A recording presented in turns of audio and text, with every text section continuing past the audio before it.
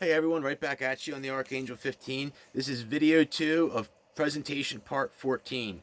We're coming down on the wire, like I said in the beginning, and I can't believe we're almost here. So where we left off, I was mentioning about how the whole thing is a trap, and that they like basically keep the carrot in front of the horse your whole entire life, and like make you think that you're gonna have all this stuff that you want, and like it's just like through marketing and all this other nonsense they like force feed you just a crock of waste, like it's like unnecessary stuff, and like certain areas are just horribly expensive to live in. Like I look at like where my sister lives in like a DC metro area, how much things cost, and like where I live here out in Amish country, where like if you go to a place like West Virginia or Kentucky or out in the sticks somewhere, like in my opinion, like you're better off making maybe 30, 25, $30,000 living in a place like that than you are making like 75, $100,000 living in like New York City or DC area. It's insane. I mean, absolutely insane. And then like if you have a kid and you have to pay for childcare, like another aspect there as well. I mentioned before how like at one point mothers, like used to be able to stay at home and be the backbone of the family, and now it takes basically two economy or two incomes to support the economic demands of a growing family. And if you look like, and I was talking about Wall Street and how like the whole thing is nonsense about how like there's this notion of like, oh, I'm going to invest my money in the stock market, and like back in the years ago, like maybe these like companies, like your money actually did go for like research and development, but they don't need your money. Like I said, they have billions and billions of dollars. They can borrow money for nothing, and it's a joke. Like it's like you're selling your soul by this whole notion of like putting your money into the 401k. And if you just look at the weighted sectors where your money goes into, and like what consists of your 401k, like what your money is actually like into, like first off, like horrible like companies like Lockheed Martin, and like that's basically make money off of sending people into war against small nations, and there's nothing to be proud of there. And like so like defense sector, oil and gas, a big one, which is like going by eventually going to go by the wayside here soon, but like big time oil and gas and utilities as well. Big banks, technology, which I started this presentation talking about how like we're way too heavily weighted in this like Nasdaq and this like the tech sector. It's like a huge bubble on the horizon, in my opinion. Some people would argue with me saying, it's not going to go away overnight, but like it really needs to, in my opinion. And chemicals and biotech alike, I pretty much put that chemicals and the biotech together, and I'm really outspoken. I have many presentations on suppressed medical science, and like pretty much anything that you have an issue for, it is probably caused by taking some kind of type of chemical reaction or something. And like there's pretty much always a holistic natural alternative to any ailments that you may have or face. Do these people, really care about you? Like are their kids taking, the poison pills and eating the poison food? And are you enabling them to perpetuate these lies and greed? To have in the hands of a select few group of people? Are you part of the problem? The cancer that is metastasizing in this earth, based in greed. My girlfriend in Khabarovsk, Russia, works for the Sukhoi Corporation, and you can't buy stock in this company if you wanted to. The employees own the company. I personally like this model, and it's much better and a sustainable approach to a long-term fiscal stability. As soon as shareholders and board members touch a beautiful company, they think about one thing and one thing only: greed. And there's a major lack of real transformational leadership in this country, from the White House to the Pentagon and down the line. What conditions do these people live in? Like versus your kids. All these people, flying their Trump flags and everything. Look at what kind of food you're eating, and then like go like ask him what kind of food him and his kids are eating, and all his country club friends. And I could go on and on and on. Maybe just some people are happy being slaves, or maybe they're too stupid to know that they are a slave. And you know, what like what do you want to accept the fact, that we have it. Are you willing to accept the fact that we have this two-class system where the lower class has absolutely no chance of ever making it out of the trap, and never has the power or courage or resources to challenge our puppet masters? And I can tell you that this is why they want to take the guns, because like as soon as people like me start coming out and like taking a podium or something like that, the rich people are going to say, "Oh crap," the people are going to rise up against us. Like this is what like our Declaration of Independence talks about. Like it's like our duty to rise up against this type of tyranny that is like basically metastasized. I think it was Truman. If you ever search, I think Truman speaks about the military-industrial complex. Like he comes out and says like, beware the power sought and unsought of the military-industrial. Like basically like during World War II or after World War One, like it just started to become this huge machine. It just was unstoppable, and it's really a major cause of our downfall, in my opinion. We are at war. I talked about the movie Crazy Rich Asians and my whole thing about game theory and John Forbes Nash.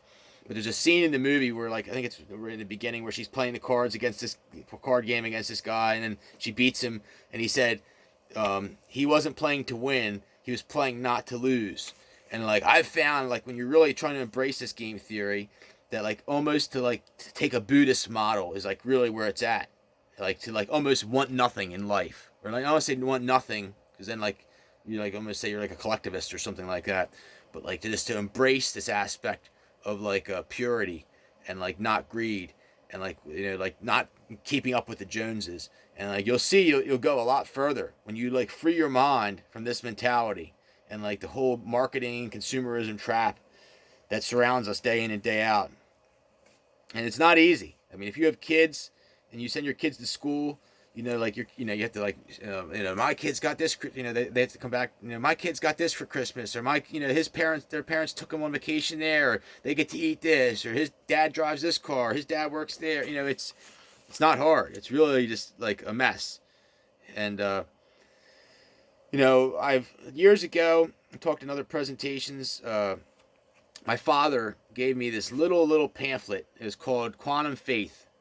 And this absolutely just sparked my love of quantum physics. And like it basically brought me to this whole notion that thoughts, even in their most innate form, they carry energy and are matter. And like like I said, you are the one that will choose whether you will carry a positive energy or a negative energy or an aura in your biofield. If you stumble and fall, pick yourself up. Romans 3:23 says, for all have sinned and will fall short of the glory of God. Not a huge Bible thumper, but I mean it's a pretty good verse really. And like I talked in the past just about how like some people surround themselves in positive energy and some people surround themselves in negative energy. And it's truly the thoroughbred people that are able to like under like turmoil and tumultuous times to like rise above it and just to fight and like break through, and like even when things are horrible, even like your family has cancer, you have no money, you're out on the streets, or it's raining, your car broke down, like all this stuff happening to you at once, and it's like you just like you have to like psych yourself out. And like if you are into this, please watch my presentation on the placebo effect. And just amazing stuff there. Probably some of my proudest work on this channel. And a doctor once told me, Dr. DeFreight was his name, and he said that basically you look at it, the whole thing comes down to this: you have point A and you have point Z. One is where you're born and one is where you die. And all you can hope that in between there's more good days than there were bad. And that really sums it up. And just like our religions and the models of the universe that I've mentioned, and the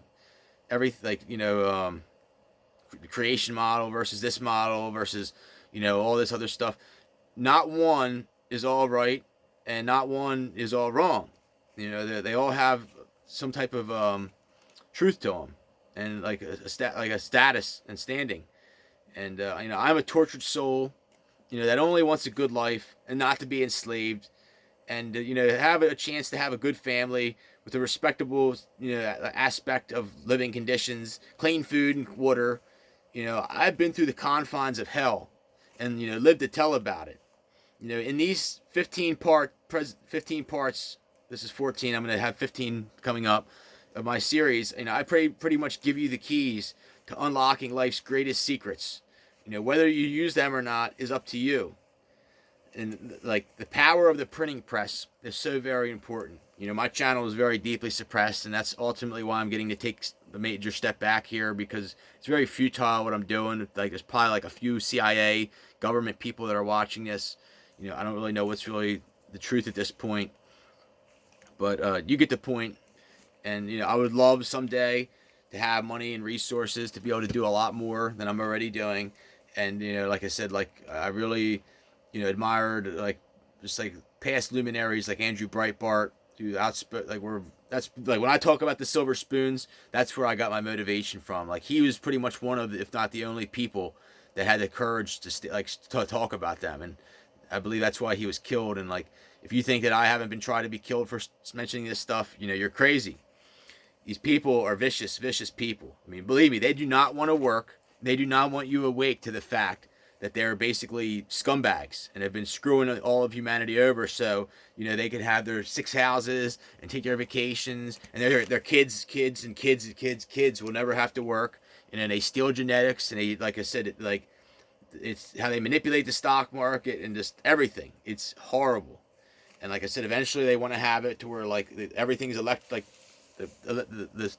areas where the bourgeoisie live are going to be electro controlled, and their little uppity areas where they live won't be. And like you'll be a slave and like a subservient member of this slave race, without even like having like they'll take everybody's lineage and just like dehumanize us at the root and the core. And that's what's happening day by day. And the time is now to stand up against it. Like I said, we are at war. And this is not a matter of white and black, Democrat, Republican. It's really haves and have-nots, and it's like a fight for our human rights and freedom. And I really believe, like I said, that the Chinese and the Russians know that people like us are the good ones, and that we're not bad, and that it's the evil ones, and it's these rich evil elites that are on this suicidal game of chicken, that are prepared to run the whole thing into the ground rather than the truth manifest, or them to have to come off their high horse. And like I said, I've unleashed many of the greatest secrets of life in these presentations and my entire existence of my channel.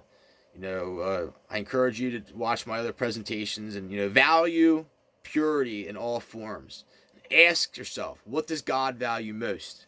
I believe when we choose our energy and time to embrace a better understanding of nature and his true intention, purpose for us, is like what it's all about. Basically to choose good over evil. I think like when we fight Satan, like proverbially, I told you I believe that like God and Satan are like the same diametrically entity, and it's like this energy that we like get to like have through free will to like which one's going to domineer our time, our energy, and our life ultimately. But unfortunately, the elites have become masters at like stealing our free will through all this nonsense with the media, through drugs, through alcohol, through prescription pills, through relationships. And if you're like somebody like me that starts to like really get like awake to the whole thing, then they'll either try to just like kill you, they'll try to suppress you, they'll infiltrate you, or whatever. And I can't be bought. I can tell you that right now. Like what they've done to me, I will never forgive them. And like I'm in this for the long run. And ultimately I hope to get out. I've tried, and it didn't work, but I pray to God that like someday I'm able to break free from the captors and find a place that actually values my abilities and the real me. Do your words reflect honor? I have a separate presentation on the whole topic of honor, but I can tell you that it absolutely amazes me, what separates people who have honor from those who don't. And signing up for the military is one way to teach you self-respect and life-building lessons, but it will also make you a puppet for some greedy wasps, basically Wall Street, that send our troops into needless wars to kill and ravage small countries so that these Wall Street thugs can uh, control humanity and line their pockets.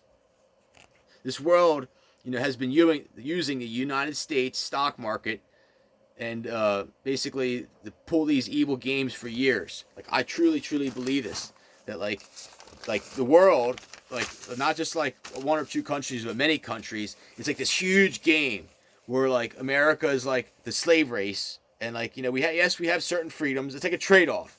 We have freedoms and this notion of everything, but as soon as you step up, like start bucking up against the system, like you'll be singled out and they'll see you, and like they'll see you coming miles away, and it's all a game, and it's just sad that like like I said, they send our innocent men and women into wars to get killed and like to give us a horrible name, and all these, like, if you try to invest in other country stock markets, you couldn't do it.